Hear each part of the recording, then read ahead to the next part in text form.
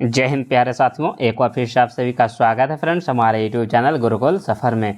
तो आज हम लोग मोस्ट इम्पॉर्टेंट क्वेश्चन करने वाले हैं। जितना भी क्वेश्चन ये हम लोग करेंगे फ्रेंड्स, ये आपके पॉलिटेक्निक एग्जाम के लिए VVI क्वेश्चन होने वाला है।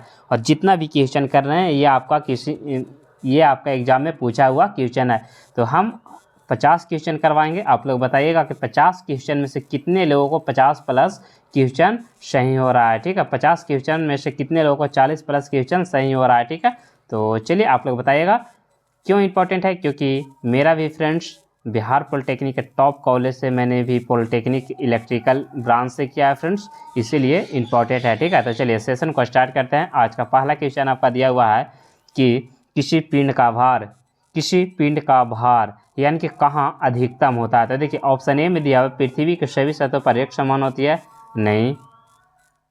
देखिए किसी पिंड का भार पृथ्वी के ध्रुव पर क्या होता है, अधिकतम होता है, यानी कि राइट आंसर हो जाएगा यहाँ पे ऑप्शन बी हो जाएगा, यानी कि ध्रुव पर क्या होता है, मैक्सिमम होता है। अगला क्वेश्चन है क्वेश्चन नंबर 2 में दिया हुआ है कि लिफ्ट में व्यक्ति का भार तब अधिक हो जाता है जब लिफ्ट, यानी कि देखिए लिफ्ट में क्या होता है ना कि व्यक्ति के भार यानी कि उससे अधिक प्रतीत होता है कब, जब क्या हो जाएगा फ्रेंड्स, वो ऊपर की ओर त्वरण से गमन करती है, तब क्या होता है आपका बढ़ा हुआ भार प्रतीत होता है, यानी कि राइट आंसर हो जाएगा यहाँ पे ऑप्शन सी हो जाएगा। और अगर पूछेगा कि लिफ्ट में व्यक्ति के भार वास्तविक वजन से कम प्रतीत हुआ कब, जब लिफ्ट त्वरित गति के साथ नीचे जा रहा होगा।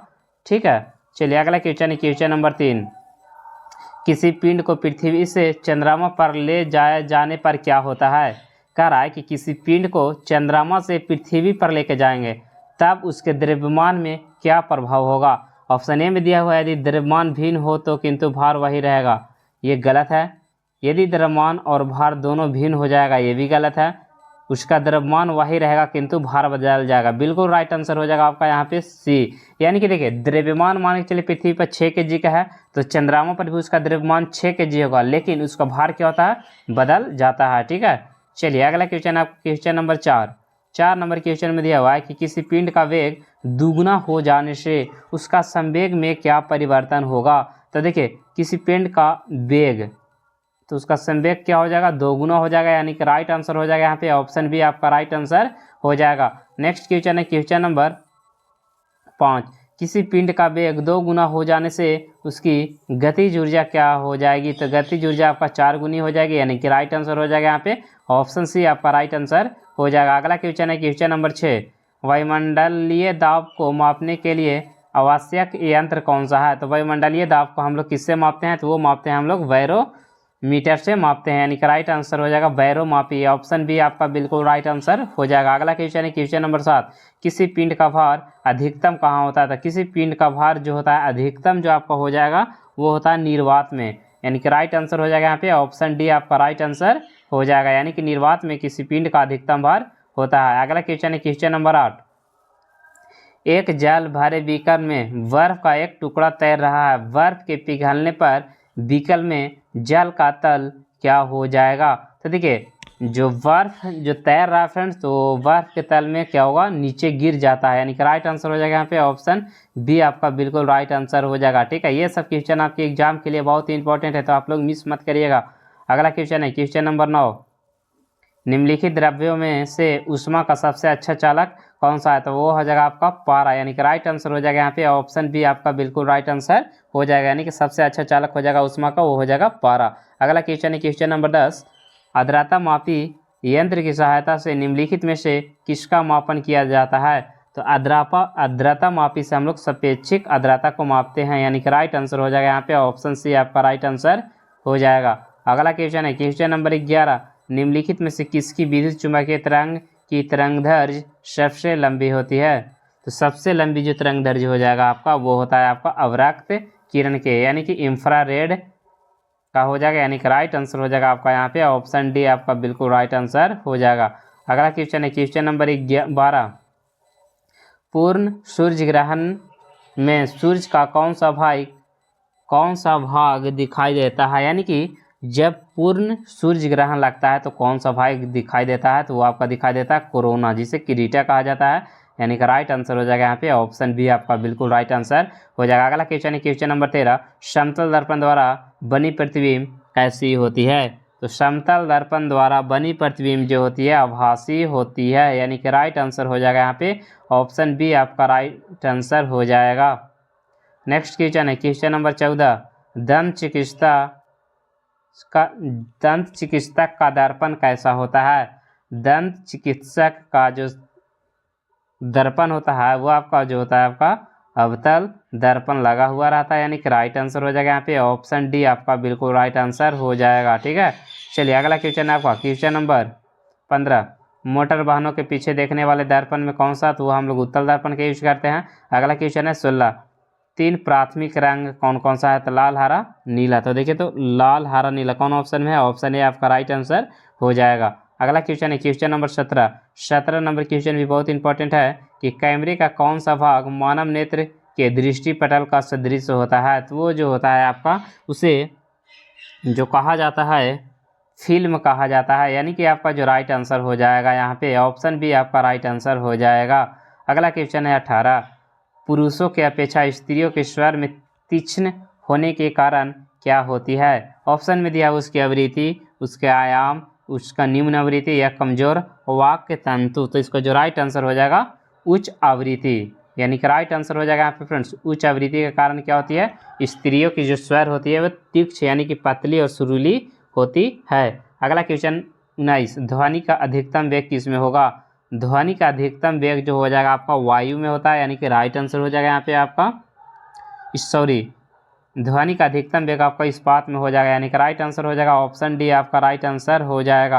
अगला क्वेश्चन है क्वेश्चन नंबर 20, मैक संख्या का संबंध किससे है? तो ये हो जाएगा मैक संख्या का जो संबंध हो जाएगा आपका वो हो जाएगा वायुयान के वेग से, यानी कि राइट आंसर हो जाएगा यहाँ पे फ्रेंड्स ऑप्शन सी आपका राइट आंसर हो जाएगा। अगला क्वेश्चन है क्वेश्चन नंबर 21 कि निम्नलिखित में से कौन सी युक्ति विद्युत ऊर्जा को यांत्रिक ऊर्जा में परिवर्तित करती है? निम्नलिखित में से कौन सी युक्ति विद्युत ऊर्जा को यांत्रिक ऊर्जा में परिवर्तित करती है? तो उसे विद्युत को यांत्रिक में, तो वो हो जाएगा आपका विद्युत मोटर, यानी कि राइट आंसर हो जाएगा यहाँ पे फ्रेंड्स ऑप्शन सी आपका राइट आंसर हो जाएगा।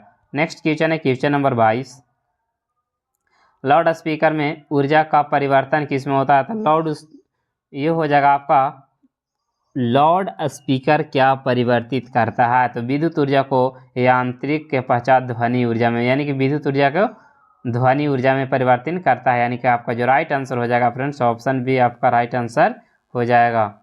ठीक है, चलिए बहुत बढ़िया। अगला क्वेश्चन है क्वेश्चन नंबर 23,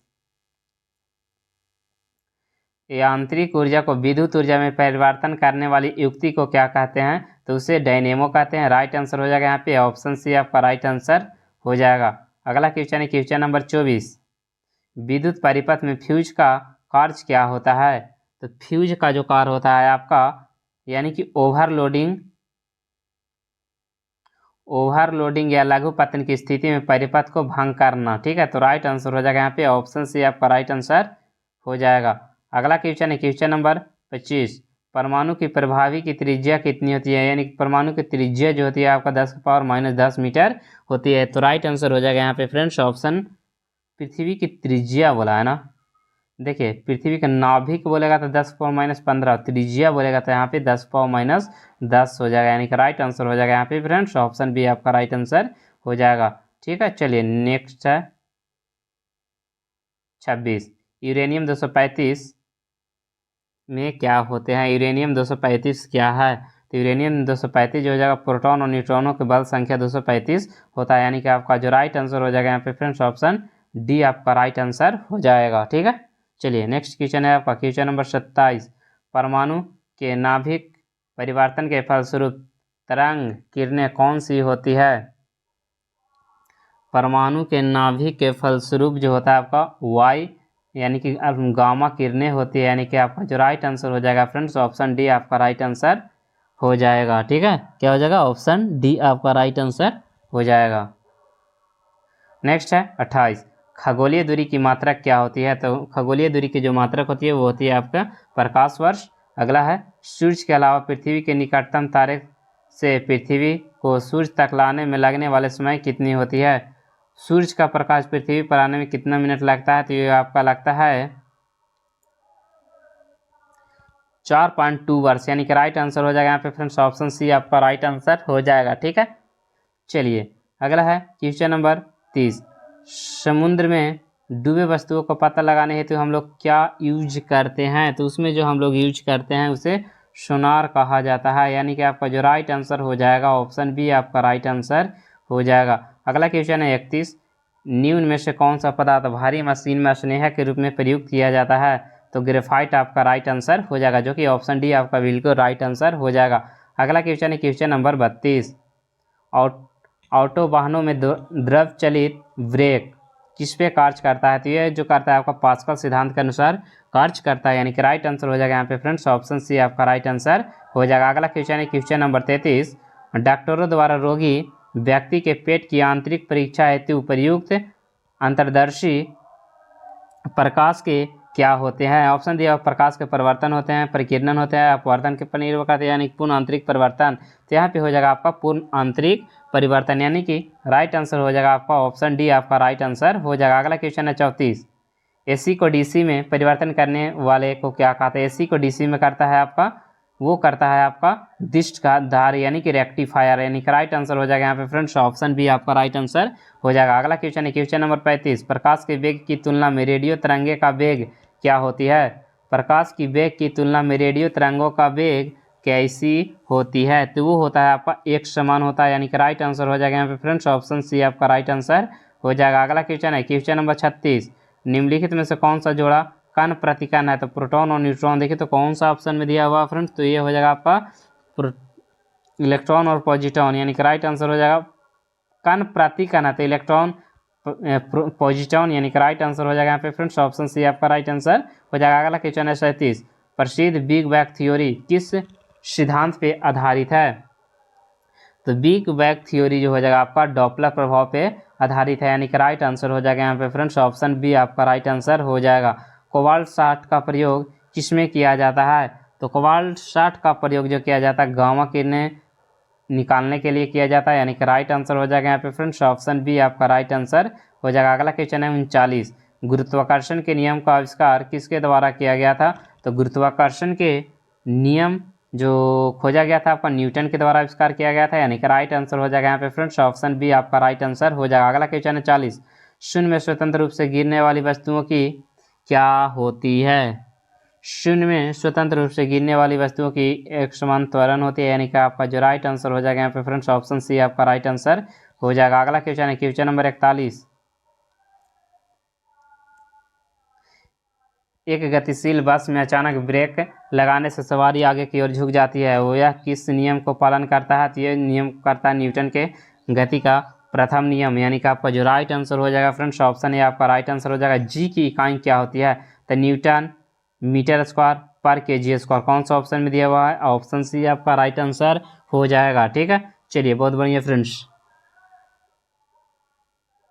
अगला क्वेश्चन है 43। आवेग माप है, आवेग जो है किसका माप है? तो चलिए बताइएगा आवेग किसका माप है? तो ये हो जाएगा आपका भार का, यानी कि आवेग mg का माप है, यानी कि राइट आंसर हो जाएगा ऑप्शन डी आपका राइट आंसर हो जाएगा। बल का मात्रक क्या होता है? तो बल का मात्रक जो हो जाएगा मीटर पर, यानी कि केजी मीटर पर सेकेंड स्क्वायर, तो यानी केजी मीटर पर सेकेंड स्क्वायर, यानी कि राइट आंसर हो जाएगा यहाँ पे फ्रेंड्स ऑप्शन वी आपका राइट आंसर हो जाएगा। ठीक है, अगला क्वेश्चन है 45। एक माइक्रोन बराबर कितनी होती है? तो एक माइक्रोन बराबर 10⁻6 सेंटीमीटर, यानी कि 6 मीटर में, और यहाँ दिया हुआ mm में, तो क्या हो जाएगा आपका? वो हो जाएगा राइट आंसर आपका 0.001 mm आपका राइट आंसर हो जाएगा। तापमान का ऐसा मात्रक क्या होता है? तो तापमान का ऐसा मात्रक केल्विन हो जाएगा। अगला क्वेश्चन है स्प्रिंग की अपनी समान लंबाई को वापस लौटने के लिए लगने वाले बल को क्या कहा जाता है? तो उसे जो कहा जाता है प्रत्यानयन बल कहा जाता है। ग्रहों की गति का नियम किसने प्रतिपादित किया? तो ग्रहों की गति का नियम जो किया था आपका, वो किया था आपका केपलर के द्वारा किया गया था। अगला क्वेश्चन है 49।